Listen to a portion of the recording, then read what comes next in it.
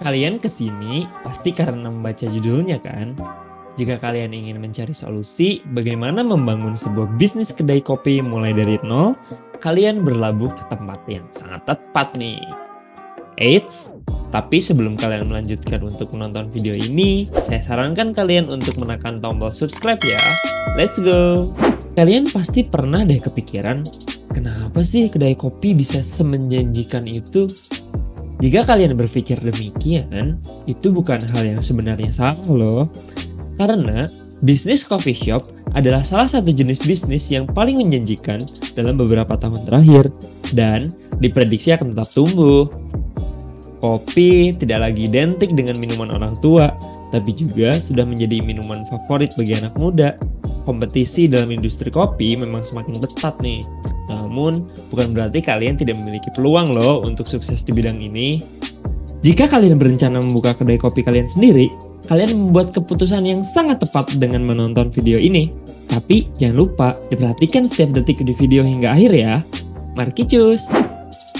Mengapa bisnis coffee shop tetap menguntungkan ya? Minum kopi saat ini bukan hanya sebuah tren, tetapi sudah menjadi gaya hidup bagi sebagian masyarakat.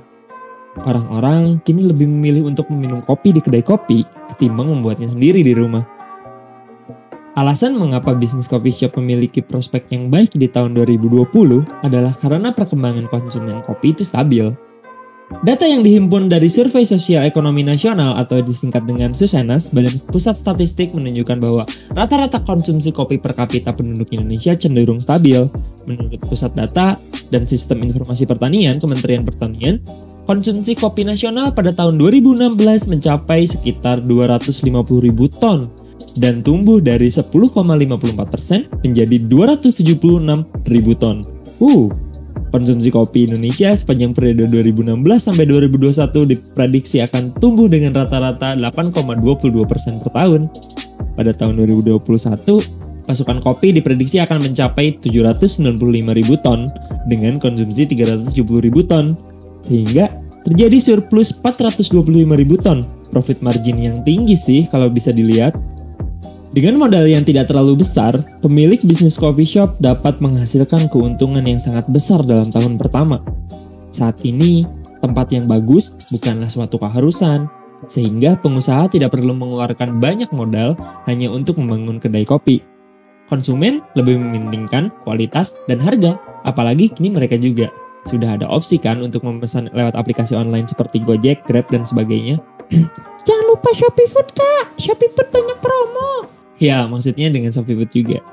Lalu, untuk memulai perencanaan sebuah bisnis coffee shop, tentu kita memerlukan sebuah rencana awal seperti konsep coffee shop yang kalian tawarkan, siapa target market kalian, siapa saja kompetitor kalian, berapa harga kopi yang kalian ingin jual, di mana kalian menjual kopi kalian, apa yang membuat coffee shop kalian berbeda, bagaimana kalian memperoleh biji kopi, dan peralatan coffee shop kalian, dan yang paling penting adalah kapan kalian berharap untuk memperoleh keuntungan dan berapa banyak.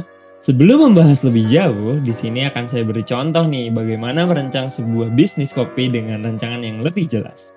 Nah, sebagai contoh, saya akan mengambil sebuah nama perusahaan yaitu The Coffee dengan desain tempat dan tema yang sedikit berbeda. The Coffee didirikan di daerah Jatinangor, di mana masih sekitaran kampus yang mudah didatangi oleh mahasiswa dan masyarakat. Dengan konsep firma, harga yang dijual akan seharga dengan Rp15.000 dengan keuntungan Rp3.640.000 per 1000 cup. Penasaran kan? Gimana sih kok bisa kayak gitu? Yuk kita bahas. Sebelum masuk ke bahasan rincian biaya produksi, kita perlu mengenal adanya dua hal yang penting dalam peran biaya produksi itu sendiri, yaitu biaya variabel dan biaya tetap. Di mana biaya variabel adalah biaya perusahaan yang bisa berubah secara proporsional tergantung produksi yang dikeluarkan. Biaya variabel biasanya naik dan turun tergantung pada volume produksi perusahaan. Biaya variabel akan naik saat produksi meningkat dan turun saat produksi juga menurun.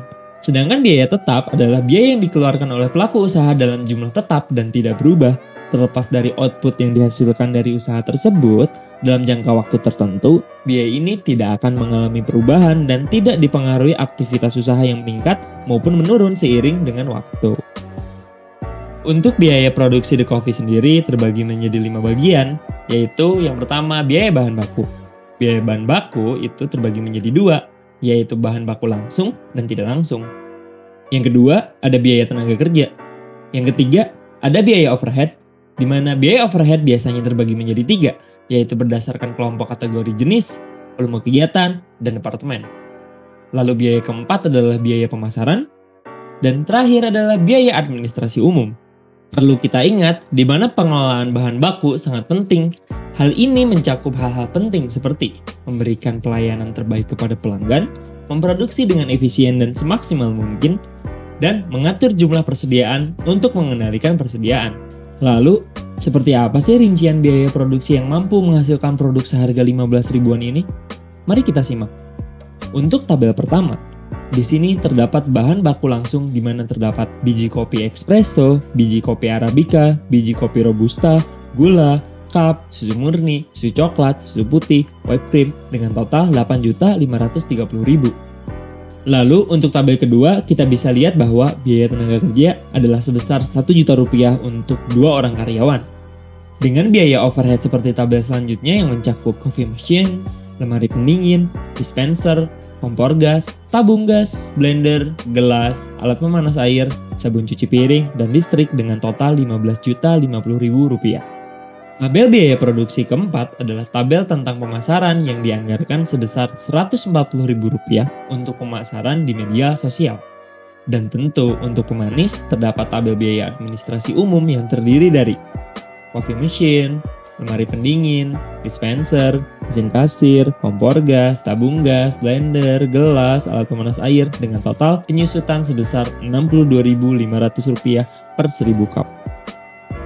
Dari tabel tadi dapat kita simpulkan di mana total harga bahan baku per 1000 cup mencapai nilai Rp8.530.000, lalu total harga bahan penolong per 1000 cup bernilai Rp2.830.000, sehingga total untuk bahan bakunya adalah sebesar Rp11.360.000. Jika menggunakan perhitungan titik impas atau BEP, nilai tersebut mencapai titik impas 1000 cup dengan harga Rp11.360. Sehingga jika produk dijual dengan harga Rp15.000 saja, mampu menghasilkan keuntungan sebesar Rp3.640.000. Jika dianalisis lebih lanjut, maka target penjualan per hari adalah 33 produk kopi, di mana untuk produk kedai kopi, hal ini sangat mungkin terjadi dan dinilai akan bisa melebihi target awal. Jika diperlukan, tambahan biaya variabel berupa bonus gaji karyawan untuk tercapainya target juga baik untuk dianggarkan, karena hal ini dapat meningkatkan semangat dari pekerja yang kita miliki. Sehingga dapat kita simpulkan bahwa penjualan per 1000 cup dapat menghasilkan kurang lebih 3 juta rupiah. Namun, tentunya dalam mencapai hal tersebut diperlukan sebuah inisiasi yang baik, mulai dari perencanaan yang matang, produk yang terjaga kualitasnya, hingga pemasaran yang tepat. Semoga video ini dapat membantu kalian bagaimana merancang sebuah rancangan model usaha kedai kopi dengan rincian biaya breakdown, penjualan, serta rincian biaya produksinya. Semoga bermanfaat. Salam sukses.